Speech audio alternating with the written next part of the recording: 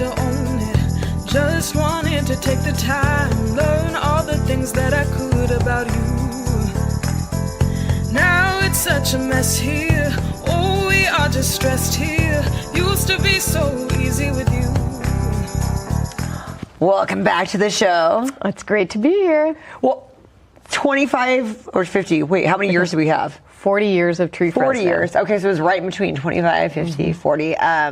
That's a big deal. And I think a lot of people don't know about Tree Fresno. Well, you did talk about the history last time, which was great. Yes. So we've been around 40 years, and we were started by just a small group of people here in Fresno. And I learned recently from one of the founders that Roger Rocca came up with the idea that we should start Tree Fresno. That makes a lot of sense. I could actually see that. It was the centennial anniversary of the city of Fresno, and he thought it would be a good idea to do something that action-oriented, actually to improve the city. And so a group of people got together and they held a telethon to raise some money to plant trees. Wow. And isn't it fun to watch those trees? You said all some of those trees like you watch grown that whole time. Yes. They're the first group of trees that they planted were on McKinley near the canal. And so those, as you go out to the airport, those are the trees that you see when you drive out to the airport. Over the years, they're 40 years old. And then along Blackstone, we started planting in the medians and did major plantings along the medians. Wow, that's really impressive. And now it's like, it's funny because like they started in the 80s, but the pollution and everything has gotten so much worse. And now the need for you guys is so much more. And the heat too, right? So, and the pollution, I mean, you look at the increase in population. So we have that. We have a lot more people driving. We have a lot more deliveries. We still live in a geographical valley. So we trap these sort of particle pollutants in the valley. So it's really, really important to plant enough trees so that we have both shade and then utilize their function of taking the particulates out of the air so that it improves air quality for us breathing. I love how you tell us what trees are good for the valley and what trees are not good for the valley. So you could do a recap. What's one of the best trees for the valley? Well, there are a number of trees that are really good for the valley. There are a number of oak trees that are native to this area, though we do have a palette that is wider than the Central Valley natives. We also use California natives. We plant a lot of Chinese pistache, Chinese elm, Mondel pines next to the highway, deodar cedars, so they look like giant Christmas trees, next to the highway, but they're really, really hardy. And they will survive in a very drought-prone region, which is what we are. And sometimes the irrigation can be iffy out there, and it's really just rugged. And the soil quality is not so great along the highways. So we do a lot of partnerships with agencies like Caltrans in attempting to beautify and to expand the urban tree canopy along the highways. And what's one of the bad ones that you saw people back in the day start doing that you're telling people, please don't do that anymore? Redwoods aren't appropriate for this area. They last about 20 or 30 years, and they're really beautiful, but they don't belong here. There's not enough water. A lot of developers, real estate developers would plant redwoods, and sometimes they still do because of their beauty, but the reality is we don't have the space for them, and we don't have the water for it. So you can plant, for example, a Mondel pine, which is a pine, so it kind of gives the appearance of a redwood, but it doesn't require near as much water, and it's not as problematic. Because what happens is if it's near your home and it's not getting enough water, then the root systems will expand out and they'll invade your infrastructure, and they can break up the foundation and cause problems with sidewalks, et cetera. And who gets calls for that all the time? Tree Fresno gets calls. Who should be getting calls for that? Public Works. Yeah. But it's nearly impossible to address all of those issues. It's very expensive, so it's really important to plant the right tree at the right place. And that's why it's really, really important. Yeah. Yeah. Wow. That's one of our mottos. So, yeah, we have a lot going on this year. A lot of planting. Okay, so 40 years. Tell us about the big events. Okay, so I'm so excited. Jeffrey Scott Agency just put together this beautiful invitation for our event. We're having a celebratory event at Simonian Farms on Saturday, April 25th. We call that Saturday Arbor Day, because actual Arbor Day is on Friday, which we're doing a planting down at the Fresno County Courthouse in the middle of downtown Fresno. And then on that Saturday is that celebratory event in the evening, and we're going to have Berkeley Zama as Wedding Smasher is going to be doing the music. And then we have Dre Covington from Q97 is going to be helping us with the program and have some comedy for the evening. So it's going to be a really exciting night. It's going to pull together supporters, sponsors of Tree Fresno over the years. We've really had some amazing committed partners in terms of businesses and organizations that support us. Wow. And then how do people get tickets? We buy tickets? Is it sold out? Do you have to be invited? So it's exciting. So we have a certain number of tickets that are obligated to the people that support us, right? And then we also have about 70 tickets available. So Awesome. Limited supply. I know that. That's why I'm like, you have so many supporters. I'm like, is there tickets left? So, and it's exciting as well. We had somebody update our website after all this time, and we have an events tab where you can go and you can sign up for the 5K Clovis Arbor Day run, which is happening in the morning of the 25th of April, or that evening celebratory event. It's kind of an 80s night. I decided to go with that since we were founded in 1985. Oh, I like that. That'll be fun. And they can sign up.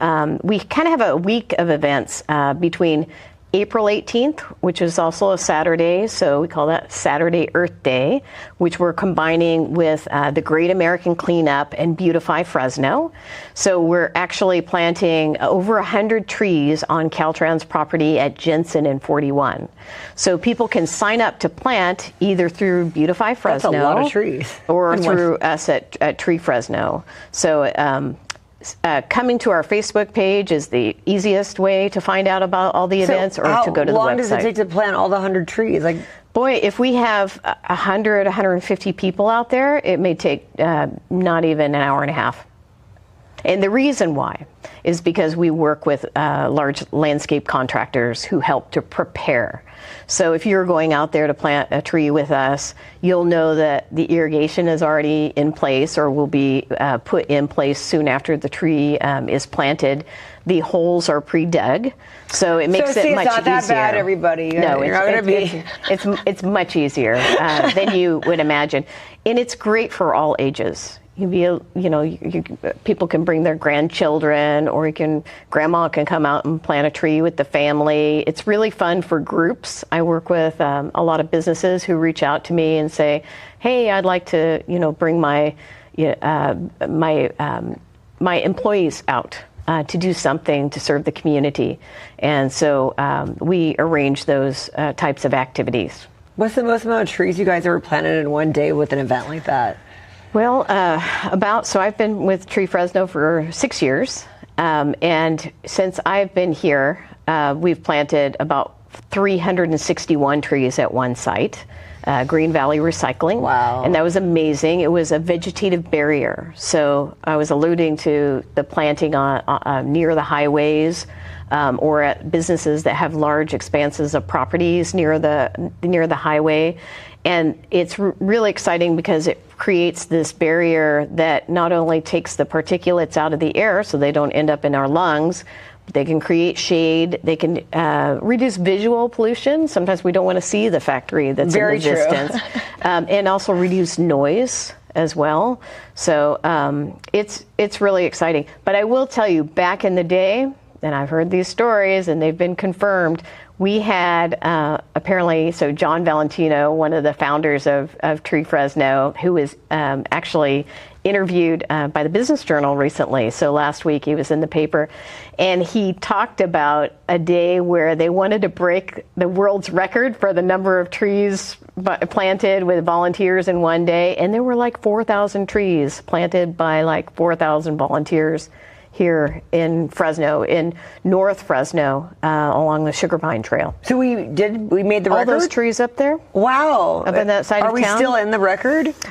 They don't know if it was ever set the record, but the great thing is that people came out for it, and so I almost every week I run into somebody who says, "Hey, I helped to plant those trees up on the trail in North Fresno."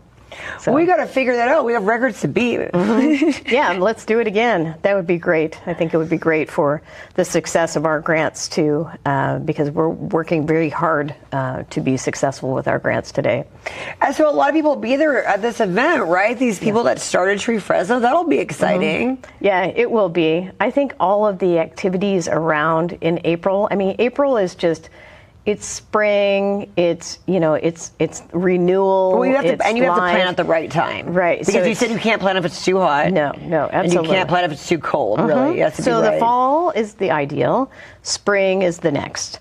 And as you know, it's heating up. So even more. It feels like summer today. So. It does. So we've been planting a lot. We've been planting in a lot of schools. We've been planting with a lot of businesses.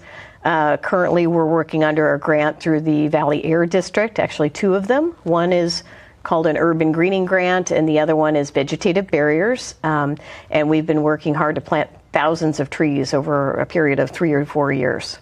Well, I'm so glad the website's updated, and I got to look at it. One thing we did talk about last time, which I found fascinating, is you guys kind of have a record of pretty much everything. That's like really impressive. You know where every tree is and whatever, and you also know all the good that it's done for you. You got all these stats listed. Is that something that you guys actually put on the website? We have links that go to. The greatest collector of that is actually the state, because we report. So our finances are really organized. So I have a finance manager that really focuses on the grants and reporting, and so we have to write narratives, and we also keep the funding in order. It's really critical, and then all that funding is tied to number of trees and where they're located. Right. So all of them are mapped. Every single tree that we plant, we actually use a GPS coordinate and actually report those to the state. So CAL FIRE actually has a pretty good, Urban and Community Forestry has a really good mapping of our historic trees that were planted. And the majority of our funding from the state of California, nearly all of it, comes through a cap and trade program called California Climate Investments. So whether the funding comes through the Air Resources Board or CAL FIRE or any other sort of state agency like that, they're actually collecting the same kind of information with the intent on improving air quality and reducing the impact of heat in our communities. How much has Tree Fresno improved over time? Were there mistakes in the early days where the trees were planted in areas they shouldn't be planted and you guys took them out? I'm sure because there's little kinks in everything that we have, and then technology improved so much, so now you really know what you're doing. But back in the 80s, I'm thinking, there was some... Yeah, I think there wasn't as much knowledge about the species that they should be planting. I'm sure we probably planted a redwood tree here and there, Right. or if we didn't, I'm sure we planted pear trees or the trees that were in vogue at the time. Right. And now we see what doesn't work after 20 or 30 years, and so we're making sure that we can research a lot more about the species recommended for the area. I love to look at Cal Poly has a system, the Urban Forest Institute, and they have a program called Select Tree. And anybody can go on Select Tree, and they can put in where they live, even by zip code or sort of like climate zone, and what they're looking for. I want a tree that's over 25 feet or less than 25 feet, that has red flowers, that has different kinds of leaves, if it's evergreen or if it's deciduous. So you can actually use that system to choose the best tree. Again, the right tree for the right place. So we have a lot more tools. I think technology is that open for anybody? Yes. So that's really great. So anybody watching right now can just go on and see. Select Tree at Cal Poly, and they really have a very expert panel of individuals who run that institute. So I go to a conference every year called the Partners in Community Forestry. And, they choose a different city to have it in. Every year it's focused on urban tree planting. And there are like 600 organizations represented at different cities across mostly the U.S., some in other parts of the world. But Cal Poly is always looked at as an expert in being able to create some systems and doing research into the best way to plant trees and the most efficient way to expand the urban tree canopy. And technology is going to play a major role in the future, I think, of our work to guide it more than anything. Right, not so much. I don't think at this point you're going to have robots out there planting trees on the side. One day, maybe. Not yet, but with the technology that we need to collect data and to research and analyze it from city to city with climate zones and everything like that, the drones that people use up in the forest to plant trees. It's just amazing to think about what the future could be. How it could impact urban forestry. Who do you talk to in other places that do kind of what you do somewhere else? I know you do go to these conferences and stuff, so I'm sure you meet up with a lot of people that are tree presidents somewhere else. Who are some of the people that you like to talk to or have a climate similar? I think Phoenix. Okay. Yeah, Phoenix, Arizona. Another drought. So. Yeah, definitely. Right, that Las makes sense. Vegas to a certain extent, right? So these areas that struggle with water. So you communicate with them. Yeah, that makes water sense. and soil, and so if we have questions, we can inquire there, see what they're using. Like currently, we have a residential tree program, a residential tree planting program, to where we work with homeowners to plant trees in their yards. So, and that's through the Valley Air District grant for urban greening. And I had to do some research on, but we need to make sure that these trees get water. So usually, we're working with a contractor that puts in, irrigation lines, et cetera, bubbler systems, et cetera. And, but for residents, they're just, we're planting the tree in a hole. So we're utilizing something called a tree diaper. And it's like a ring around the tree, and it's a bag of water that time releases water into the soil. That's really cool. So they were using it in Phoenix, and I thought, okay, well, let's try that in Fresno and see how it works. How did it work? It's okay.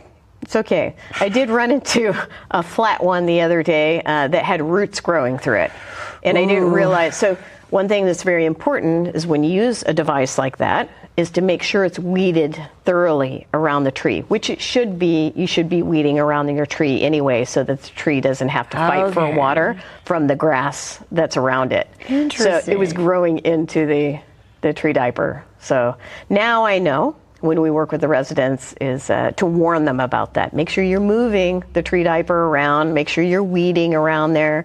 You soak that thing in a bucket for 2 days, and it inflates, and then at time releases again. But they still need to give it water, but at least that gives the tree the minimal amount of water that it should need to survive. So in the 6 years that you've been part of Tree President, what's one of your most proud achievements there? I love the volunteer tree plantings. So the big tree plantings, like what we're going to have on April 18th, on Saturday, the 18th, with Beautify Fresno, and that's planting like over 100 trees. So we'll have 100 to 150 or more volunteers out there from the community helping us to dig and plant the trees. I have a great board of directors, and 4 of them are certified arborists. So several of them will be out on site to make sure that those trees are planted correctly. So it's the culmination into the planting itself, and the excitement that people feel on that day when they're out there with their friends and their family, or the church members or their business associates doing something, that's really good for the community. And the networks, I imagine, that you've established, because I don't know, I'm just thinking that back in the 80s, people were probably excited about it, but not everyone understood the need that it is today. Now I think we really understand how important it is. So I bet the networks really grew from there. It has. And I'm really proud of the business network here. So we realized a while back that we couldn't get there alone. We couldn't get there by just planting it, because we plant a lot at parks and at schools, but we have over the years, so there's limited space. Where there is space is these businesses that have expanses of land, say in the industrial triangle area or along the highways, and they can see when I bring to them the resource of, okay, we can have help with the input of these trees and the irrigation, and then we take care of these trees into the future. And I know that they will take care of the trees, because that's in the best interest of their business. That is awesome. Well, thank you so much for coming out. We're going to keep up with what's happening April 25th. So you guys go to the website, please. treefresno.org. Org. Yeah. There you go. treefresno.org. Thank you so much. Let's plant.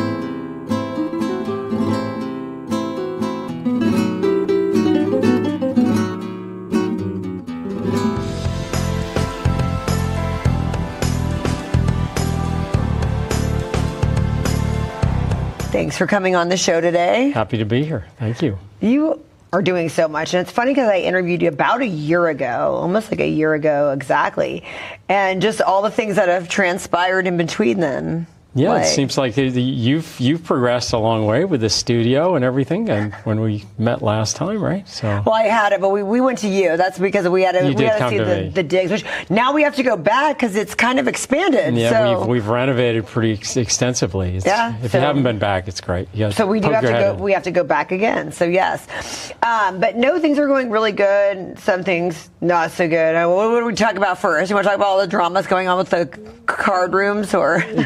You picked it. I can. There's any number of topics that I'm happy to. We'll save the worst for first, I guess. We'll start with the worst first. But what is going on right now with the card rooms and all that? So the Attorney General put forth regulations. They're supposed to go in effect April 1st, which basically say California card rooms can't offer blackjack games, and they can't, and it makes drastic changes to their table games. So when you come in Club One Casino, we have 51 table games, and we offer poker and then a lot of popular commercial gaming tables, so games like Baccarat, Blackjack, Spanish 21, Ultimate Texas Hold'em. I played Blackjack there, so yeah. Games that you would know at other casinos, and the new regulations that are being put forth affect 70% of what we do and what card rooms do in the state. So it really has us in an uproar.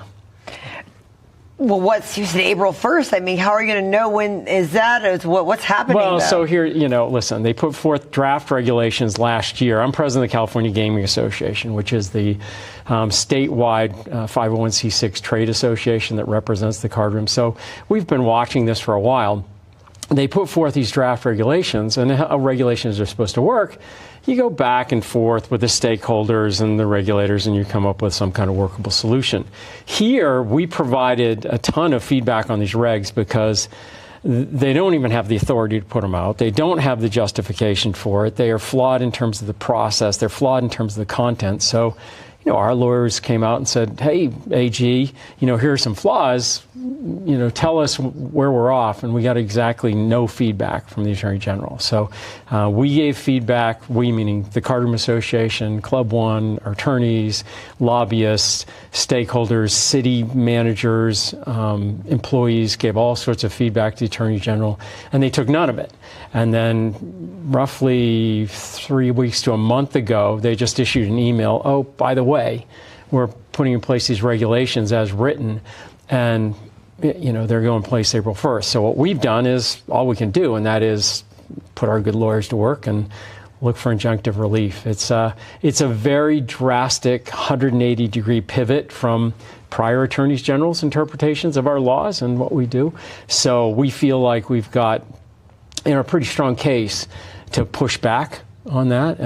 So you are we can still go and play blackjack on the 1st, basically. Well, we'll see. If we get our injunctive relief, you can still play blackjack. But it's obviously a dramatic and unsettling time for my industry because blackjack's 20% of what we do at Club One. And I read in one of the articles you spoke about that 20,000 people lose their job over this. So statewide, there's $2 billion of revenue that comes through card rooms. There's 20,000 employees. There's dozens of cities that are dependent on card room revenues. The city of Fresno, we give the city of Fresno about $1 million a year in tax revenue. $2.4 billion budget. So, they'll figure out workarounds. They still like to have the money, but they'll figure out workarounds.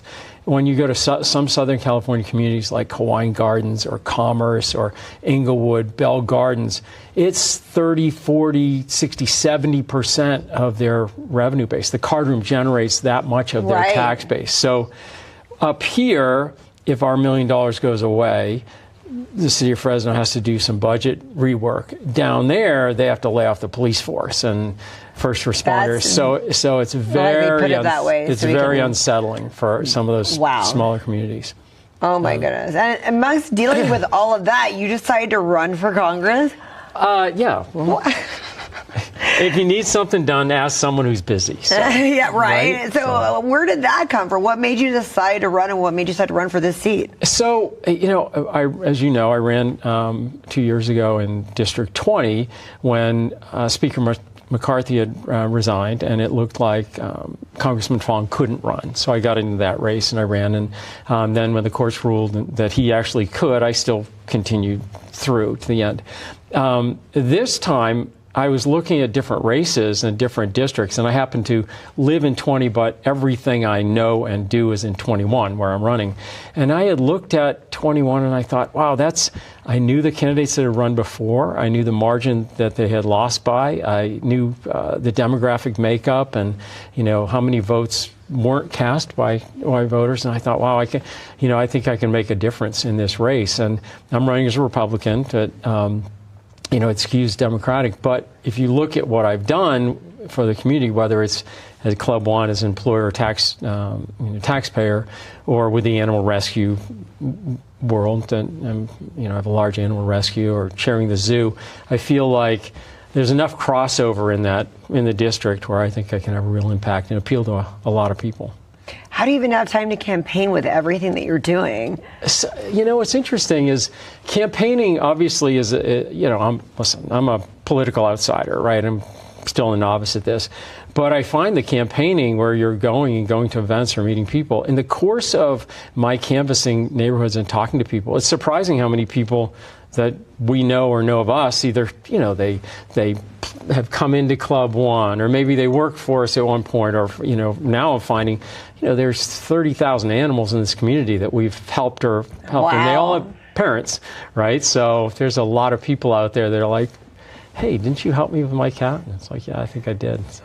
Yeah, between animals and casinos. Wow. And then the zoo, tell us about what you're doing with the zoo. So I'm chair of the Fresno Chaffee Zoo, obviously, amazing institution and just such an incredible asset for the community. We manage the zoo, right? The nonprofit that runs the zoo. And so we're charged with taking the Measure Z funds, coming up with exhibits, making sure they operate correctly, making sure they're continuous. We're in our 98th year of operation. We're coming up on our centennial, and we always have the great thing is with Measure Z, we always have money that we can put to work with exhibits and upgrades to our existing facilities. So there's always plenty to do over there. What's going on with the dinosaur exhibit? So we brought back dinosaurs this year. I'm glad you noticed that. And they're actually, if you drive by on Belmont, you can see them peeking up over the top. We had dinosaurs for several years, or several different cycles, and then we pivoted we had some butterfly exhibits and some insect exhibits, and we just found that people like They like the big critters, right? I do love dinosaurs, so I'm excited about so that. that gets exciting for people. And that's part of what we do, right? I mean, the idea is to be educational, entertainment.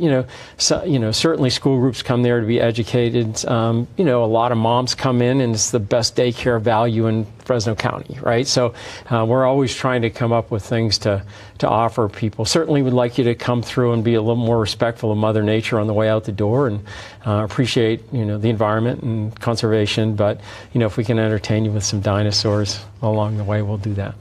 Well, you're like one of the biggest animal lovers I know, with your foundation, all that you do.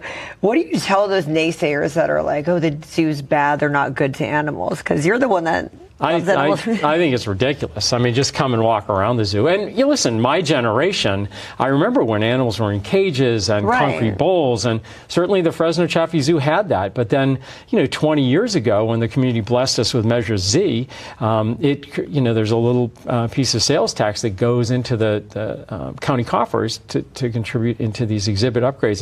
And we've done a great job with that. When you go out to the zoo and look at African Adventure, for example, and you see, the giraffes and the elephants and the rhinos and gazelle and others, they're not in cages. They're out roaming around, and you have to look to see the barriers that we've created to establish separation. So it's a really a great, respectful environment. And one of the things I'd encourage any of your listeners or viewers to do is come do a behind the scenes tour. When do we get to do that? You can, if you go on our website and look at behind the scenes events, what you can do is go see the interaction with the keepers and the animals. That's pretty cool. And it's beyond cool, because when you go, you realize that everything we do is on the animal's own terms. We don't force them to do anything. So when you go and you watch, if you think, oh, these animals are being forced to do stuff, and you go see a keeper interact with a lioness, giving her an ultrasound, for example, and it's on her terms,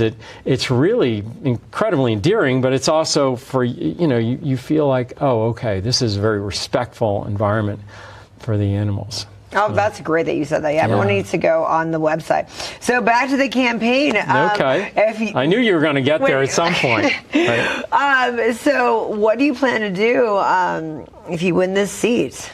That hasn't been done. I know there's probably a lot. So the synopsis of that. Okay, well, so first things first. I mean, listen, I look at what's in front of me, right? First things first, I have to prevail in the primary, and then I have to actually prevail in the election. And, I like to think I'm, eminently qualified for this as a problem solver, somebody that knows how to get in and look at complicated problems, someone that has a pretty strong understanding of the problems that we have in terms of cost of living and those type of things and steps we need to take to fix it. But you got to win the primary, right? And so first thing is to get through that, and then, focus on, I call it the finals, which would be the general election.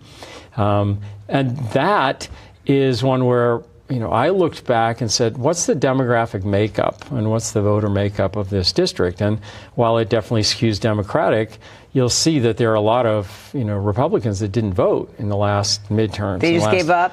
Yeah, I think there's this sentiment that your vote doesn't matter. And whether you're a Democrat or Republican, wherever you are, your vote always matters. But let's say you're Republican, you're more conservative thinking, right? Well, yeah, maybe your vote is more overwhelmed in the Bay Area than here, right?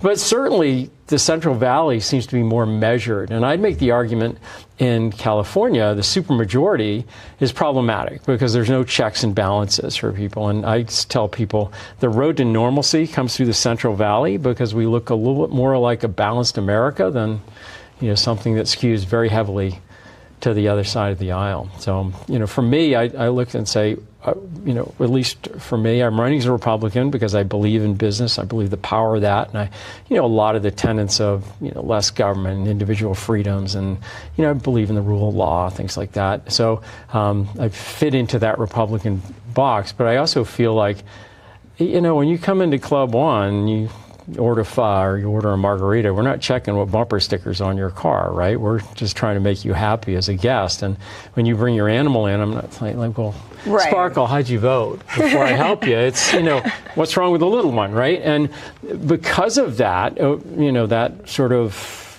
agnostic thinking over the last 2 decades, I've got an awful lot of people out there that know, okay, he may be a Republican, but that guy one, he helped me. Two, he knows how to fix problems.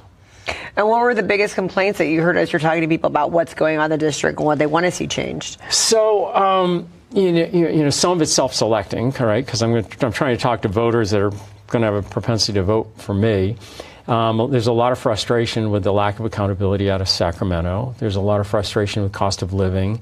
Certainly, I think a lot of our cost of living issues are self-inflicted here, whether it's through our high tax rates or excessive regulations. Those are pushing up the cost of housing, the cost of fuel, the cost of our insurance, everything, food. They'll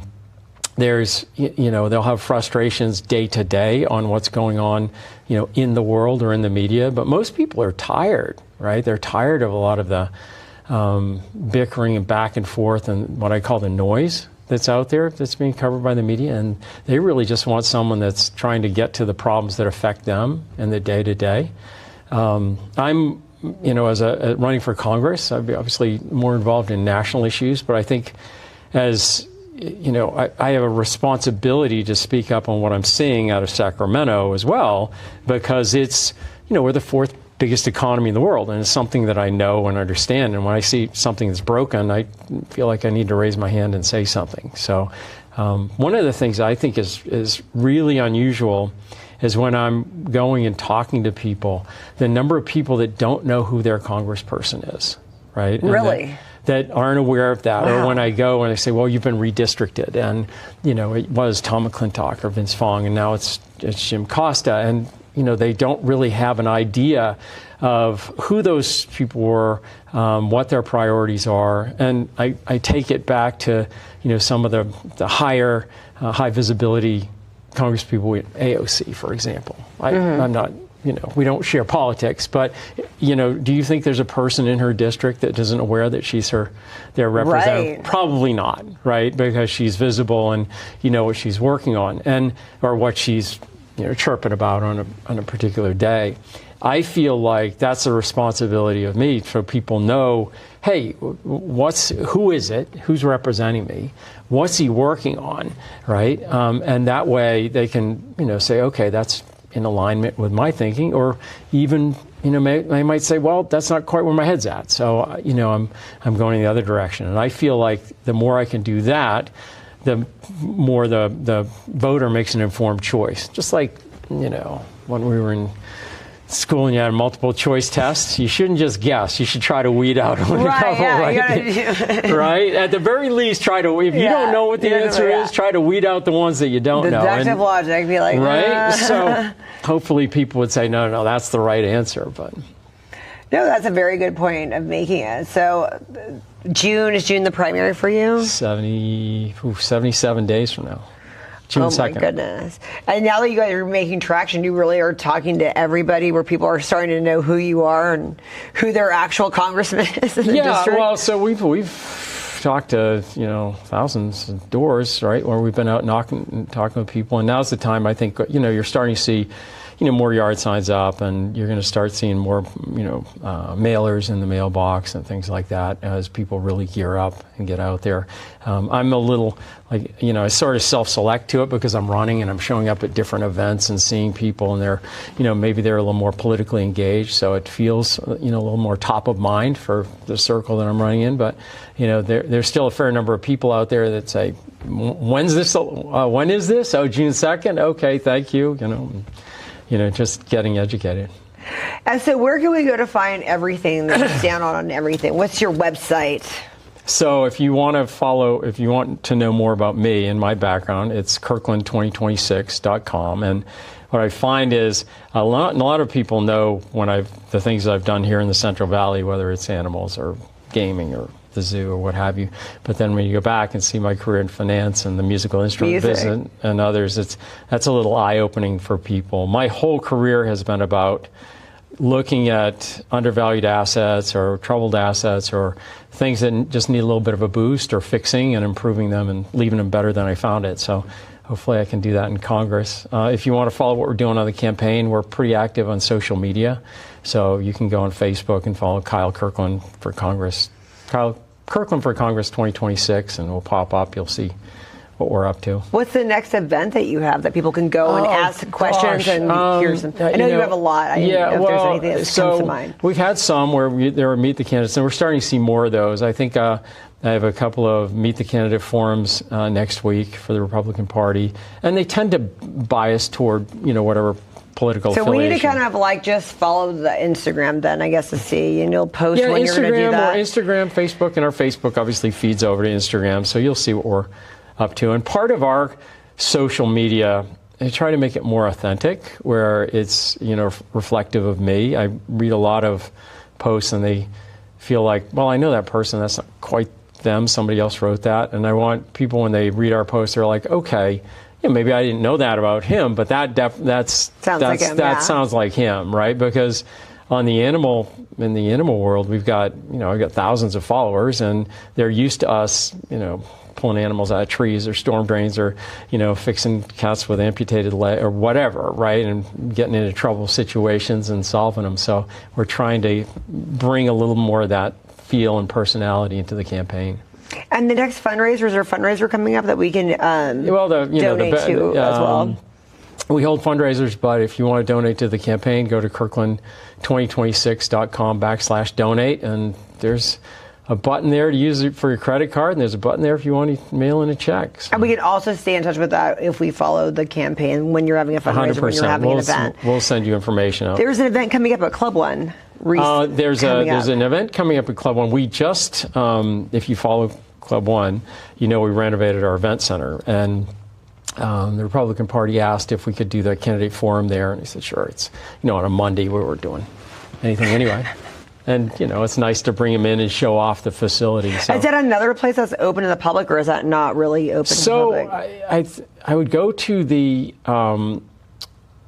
website and check in. I don't know exactly who's allowed to come in, but it's typically open to the public because they want people to, obviously see the candidates. So I'm sure there's some kind of a lot of things seem to be. I just didn't want to advertise something that I think that's right. I think you go, you go on the website and see, and I can, come back with that. But we definitely have public events which are, in Clovis Park or something like that, where anyone can come and pay attention and listen. And I encourage everybody to do that, because there's one of the things that's cool is there are, a lot of candidates running. It takes a fair bit of courage and, time commitment. And, I think everyone needs to be, I'm certainly more respectful of people doing it now.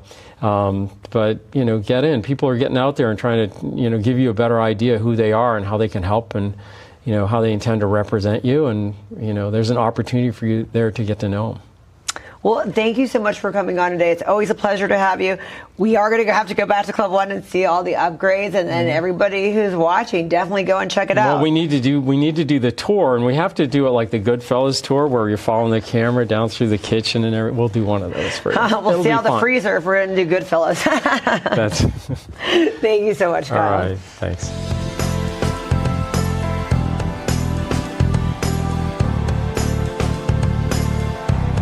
Thanks for coming on the show today. I love having fresh new guests that I've never had before.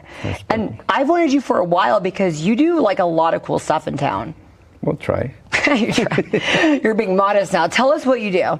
Well, we are promoters, and what we are working recently is in a Spanish rock gallery where we bring live bands onto the valley to play tributes to Spanish rock bands that don't exist no more. So what are, give us some examples. Well, I don't know how familiar you are with Spanish rock, but for example, we have a show coming up on the 27th, and this tribute band is to Soda Stereo. It's an Argentinian band. It dissolved and disappeared after their frontman went on a coma for 2 years. Wow, are you serious? Yeah. I mean, the band was already dissolved, but the guy went on the coma for 2 years. He passed away, so there is no way to ever listen to Soda Stereo again. So we started bringing these tribute bands here to show, especially the young people, what Spanish rock is here. And I do enjoy Spanish rock when I hear it. I think it's great. So I'm excited about this. Okay, so they do have a following here for the Spanish rock you're bringing? Have people been like, I want to hear this and I can't hear it anymore? Is that part of it? Yes. People actually call us and they let us know what they want to hear, what they want to experience. And our job is to bring it in and to give it to them. My 3 kids, they're all into Spanish rock. And since they're 16, 21, and 22, they are not going to get to see these bands ever, so we try to bring it in for them and their generation and the newer generations so they can see what we lived in the 90s and the 80s. I love that. That is awesome. And then you do other music as well. It wasn't always Spanish rock. Yeah, but right now we are concentrating on Spanish rock, but alternative rock, grunge, we like rock. And you had just done a show, I know was it Valentine's Day, you did a show with Ralph, right? Yeah. I think so, yeah. Well, cause what are some of the locations you guys do venue? What are some of the venues? Well, at the moment we're using Fulton 55, a great place. That is a great place. I like it a lot. And we have other bigger venues coming up. And I can't tell you which ones yet because we're still in negotiation. So Fulton 55 is the main one that you guys have a lot of stuff yeah, happening. Okay. Yeah. And the bigger ones are coming, and it's going to be great because this is just getting bigger and bigger, and it's growing. And just like you, a lot of people are drawn into rock, not only Spanish rock and English rock, but we have Japanese, and we have German, and we have Scottish, and we have all kinds of different rock. So rock as a common denominator is what actually gets this community going. The rock community, of course. I love it. No, I mean, it's my favorite kind of music. I know a lot of people that totally come to the German rock show if you guys get that going on. And I love that you are bringing that to the Valley. Yes, we need it. We need it. We have a lot of other stuff, but Spanish rock, I mean, some venues play DJ music, and that's not enough.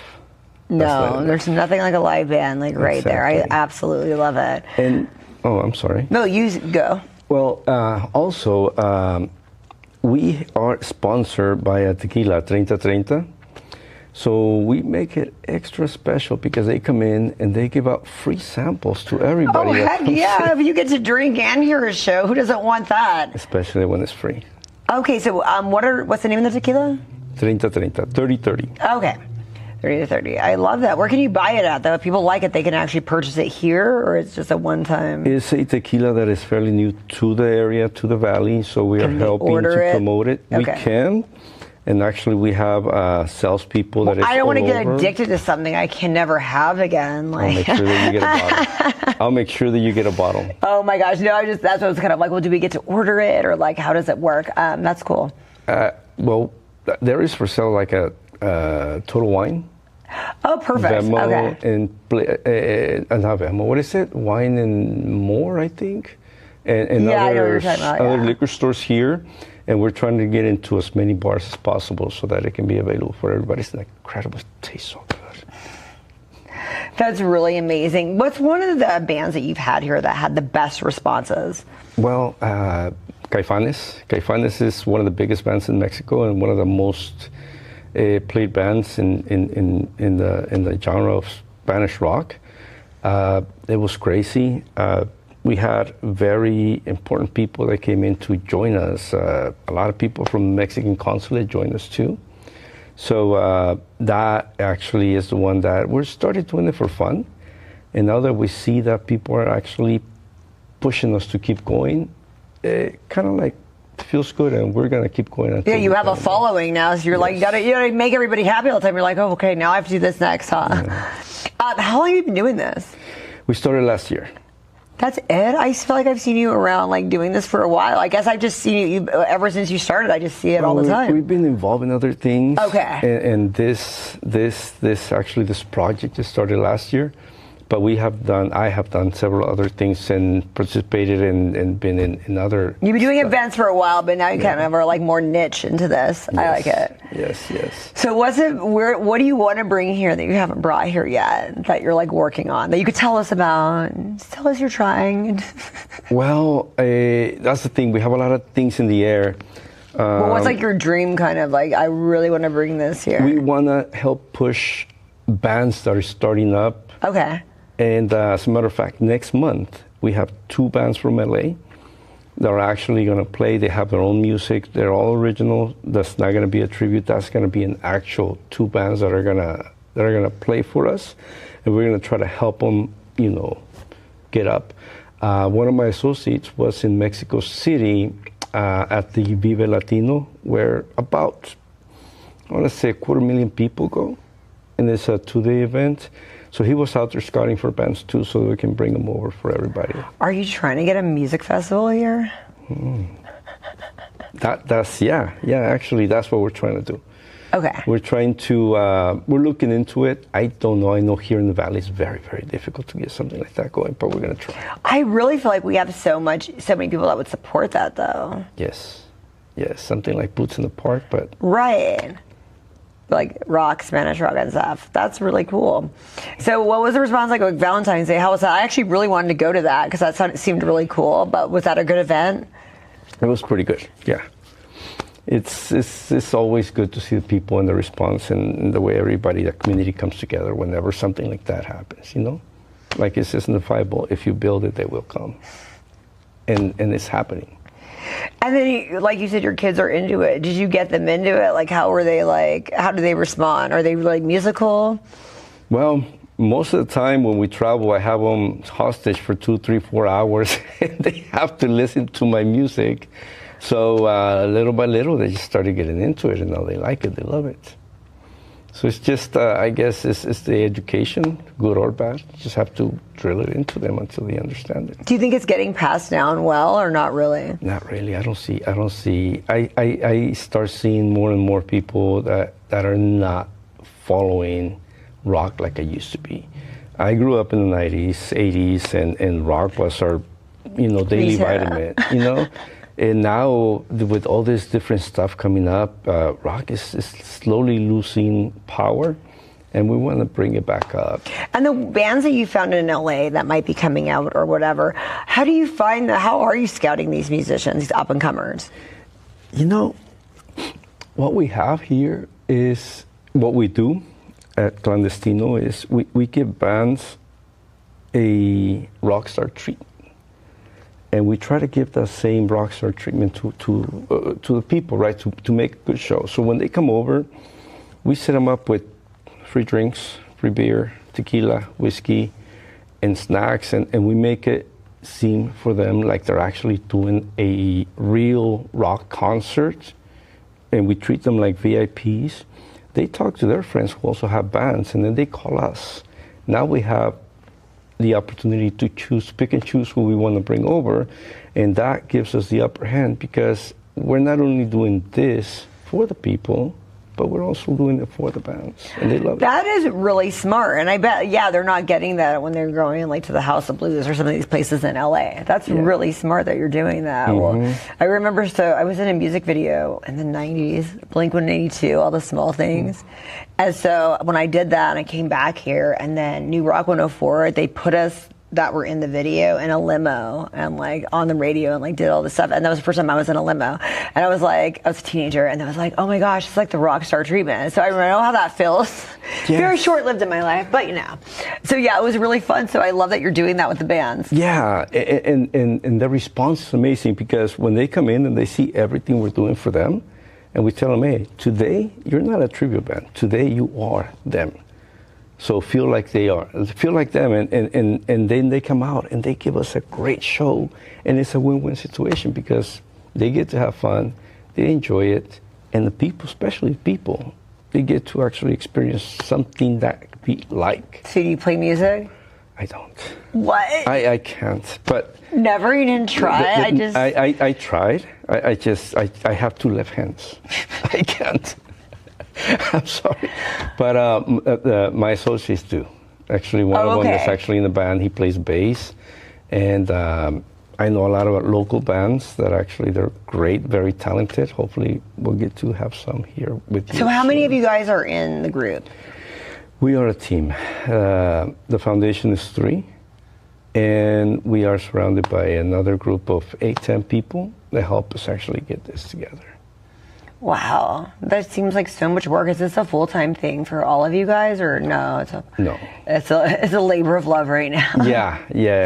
I guess we put it all together. The hardest thing is to get the people into the venue, but it's fun. We make it fun, and we all enjoy it. And it's something that we have in our veins, which is rock, and doing this because we are all now with kids, and we want to pass this down to our kids.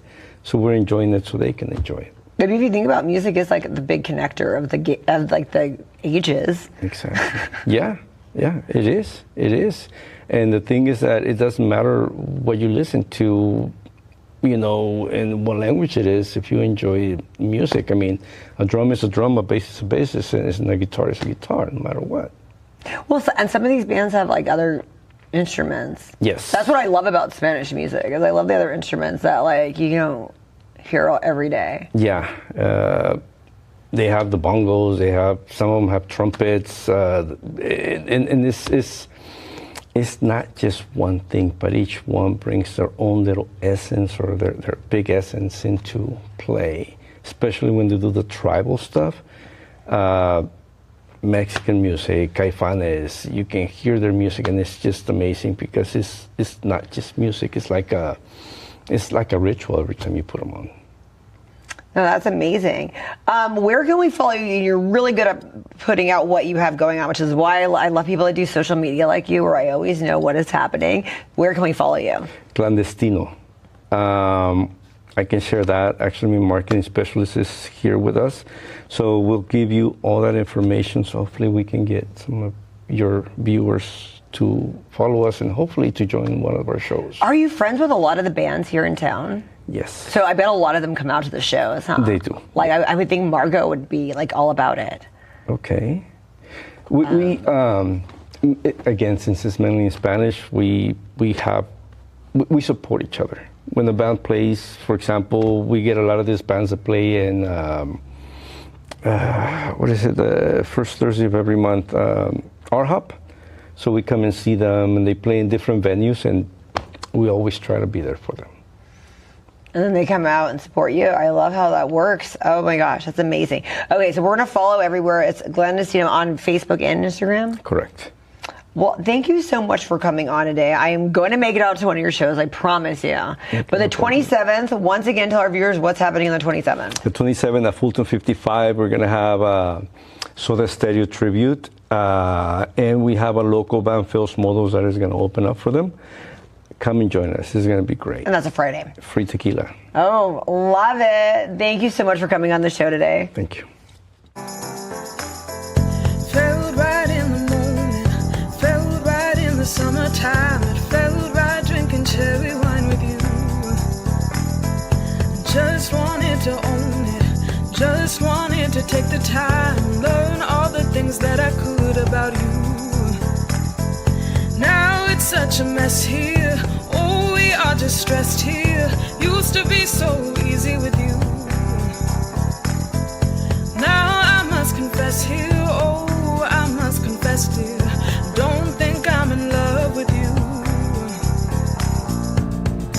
Winter is coming and I don't know what to do, and there's no more use in running, no more running to you.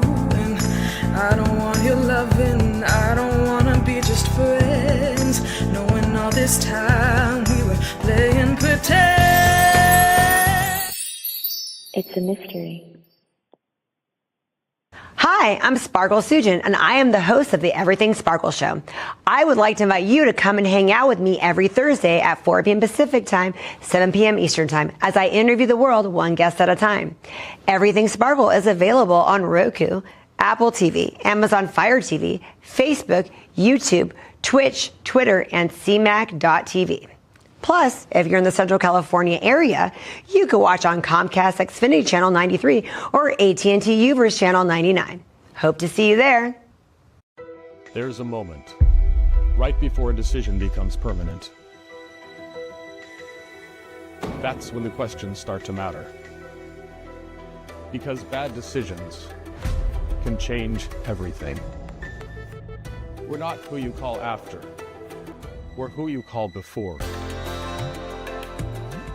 I'm Michael from Atlantis Private Investigations. When you have questions, your answers are here.